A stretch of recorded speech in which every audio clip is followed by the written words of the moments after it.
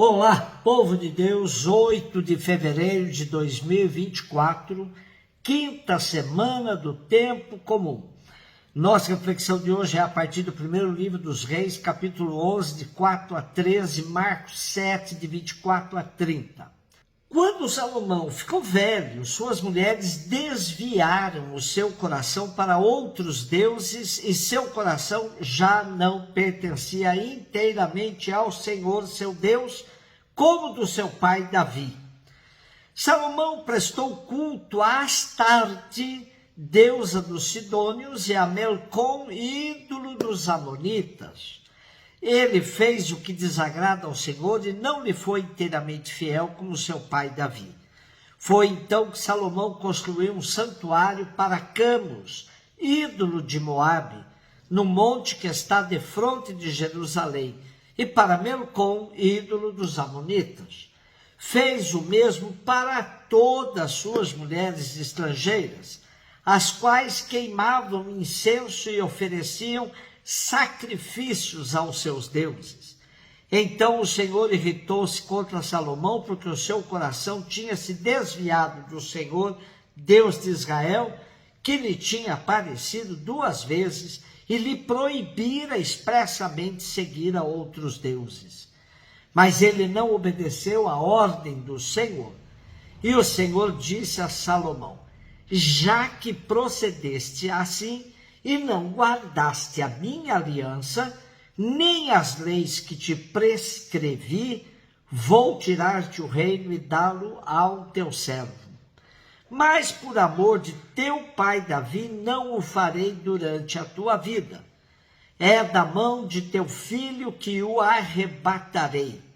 Não te tirarei o reino todo, mas deixarei ao teu filho uma tribo por consideração para com meu servo Davi e para com Jerusalém que escolhi. Apesar de tantas perícopes favoráveis a Salomão, escapou essa, que mancha muito o seu reinado. Ainda que a culpa recaia sobre as mulheres que o conquistaram, mas revela que ele não era tão forte assim como se dizia.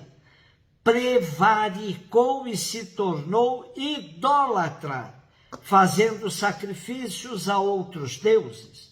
Ele transgrediu a lei que proibia casamento com mulher estrangeira.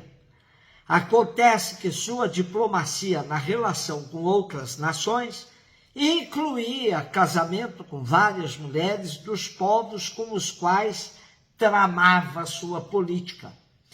Era comum no meio do povo essas narrativas de que as coisas não iam bem para quem se casasse com uma estrangeira. Nesse sentido, nem o rei Salomão escapou. É claro que, rompendo a aliança com Deus de Israel por meio de sua infidelidade e idolatria, Salomão será sujeito de castigos. Salomão afastou-se do Senhor Deus de Israel, e o Senhor o rejeitou, e em consequência dessa rejeição, acontecerá o cisma do reino.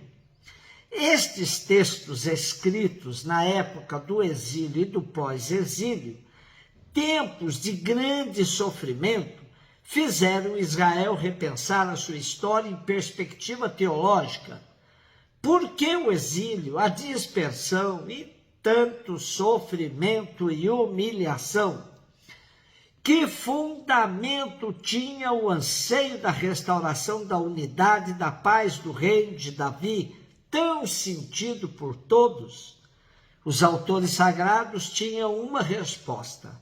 Apesar da infidelidade, Deus permanece fiel à sua aliança e à sua promessa de paz. Por isso, Salomão não viu a derrocada de seu reino, promovida por seus filhos, depois de sua morte.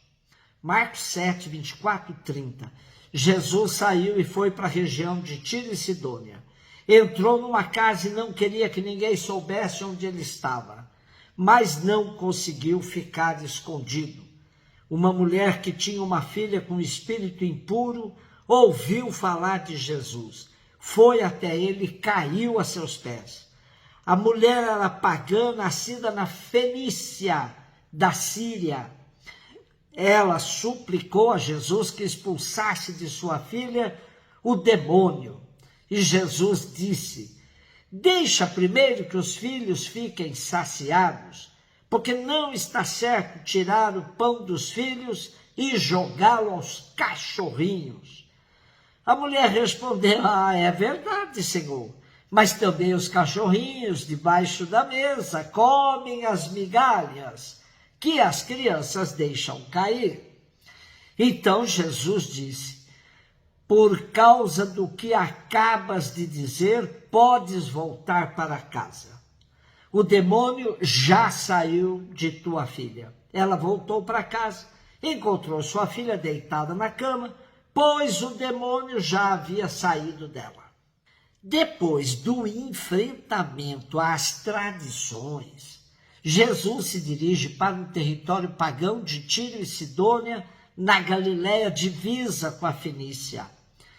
Afastou-se da multidão, mas não conseguiu ficar escondido.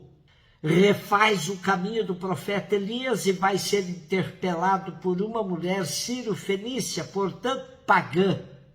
A comparação entre cachorrinhos refere-se ao povo judeu, filhos e cachorrinhos. Filhos é o povo judeu, pagão são os cachorrinhos. Assim tratados pelos judeus. É claro que o texto ressalta que a mensagem da Boa Nova não se restringe a um só povo, isto é, não reconhece fronteiras, porém, não deixa de soar estranho para nós, pois a mulher entendeu que Jesus a comparava com os cachorrinhos, sendo uma mulher pagã. Elias fez todos os benefícios à viúva de Sarepta, inclusive matando sua fome, enquanto Israel vivia na penúria com uma tremenda seca. Agora é Jesus que vai também atender ao pedido da Sírio-Fenícia, enquanto seu povo o rejeita, em nome de uma tradição mal interpretada e vivida. Devemos entender que a preferência de Israel é cronológica e a misericórdia do Messias não está circunscrita a uma raça, a uma etnia. As forças do mal representadas aqui pelo demônio também não respeitam fronteiras, pois tinham possuído a filha da mulher pagã. Jesus tem de enfrentá-las no meio do seu povo e além fronteiras. A atitude de Jesus revela o quanto ele era, humanamente falando, um autêntico judeu da sua época, com desprezo à mulher e aos pagãos.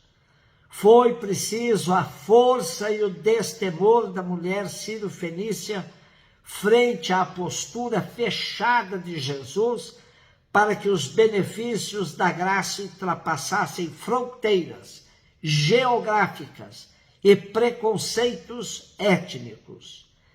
Se dissermos que a mulher converteu Jesus, muitos poderão se escandalizar. Mas foi realmente uma mudança profunda o que a mulher provocou no judeu Jesus de Nazaré. Eu sugiro a leitura de Mateus 15, 21, 28, onde aparece a narrativa da mesma cura, pois essa narrativa acrescenta algumas informações interessantes. Em Mateus, a mulher reconhece Jesus como filho de Davi. Os discípulos aparecem com pouca tolerância em relação aos gritos da mulher. Jesus afirma que somente tinha sido enviado às ovelhas perdidas da casa de Israel. E Jesus diz à mulher que o que a curou a sua filha, foi a fé. A fé e a teimosia dessa mulher cananeia que provocaram a mudança em Jesus. A determinação da mulher pagã na luta por seus direitos nos deixa claro que somente com igual postura seremos capazes de superar os inúmeros preconceitos que assolam as instituições estabelecidas, inclusive a católica, que se servem de práticas excludentes. Um beijo no seu coração.